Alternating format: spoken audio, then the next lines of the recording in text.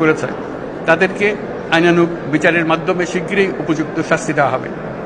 একই কথা দেশের সকল মন্ত্রণালয়, সংস্থা, শিক্ষা প্রতিষ্ঠান, নানা কর্মক্ষেত্রের জন্য প্রযোজ্য। সর্বত্র অপরাধীর বিচার হবে। আজ প্রত্যেকটি প্রতিষ্ঠান ও তার সদস্যরা নিজ নিজ কর্তব্য পালন করার মাধ্যমে দ্বিতীয় স্বাধীনতাকে উপভোগ করবেন, দেশকে গৌরবের শীর্ষে নিয়ে যাবেন এবং দেশবাসীকে এবং জগৎবাসীকে উপভোগ করার সুযোগ করে দেবেন। আমি জাতির পক্ষ থেকে প্রত্যেকে নির্ভয়ে আনন্দ চিত্তে নিজ নিজ কর্মস্থলে নিজ নিজ সামর্থ্য নিয়ে এগিয়ে আসতে অনুরোধ করছি।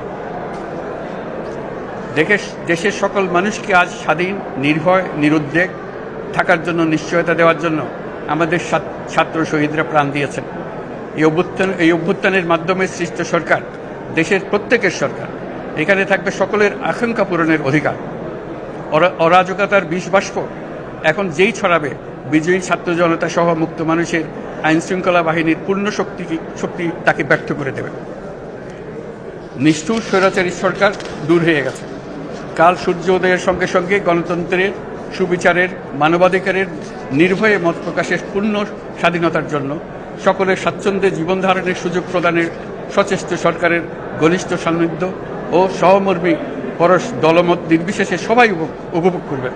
এটাই আমাদের লক্ষ্য। আমাদেরকে এই লক্ষ্য পূরণে সাহায্য করুন। সারা বিশ্ব আজ অবাক হয়ে বলছে, সাবাস বাংলাদেশ, সাবাস বাংলাদেশের ছাত্র জনতা। আমরা এই অর্জনটাকে আর অনেক দূর নিয়ে যেতে চাই। আমাদের ছাত্র জনতার জন্য কিছুই অসম্ভব নয়। আমাদের তরুণরা অসম্ভবকে সম্ভব করতে পারে, তারা সেজন্য প্রতিজ্ঞাবদ্ধ। যদি আমরা ঐক্যবদ্ধ থাকি, ধ্বংসাত্মক কর্মকাণ্ড থেকে দূরে থাকি, সবার জন্য মুক্ত পরিবেশ সৃষ্টি করতে পারি, আমাদের বিজয় অবশ্যই হবে। আল্লাহ, মহান আল্লাহ আমাদের সহায় হন।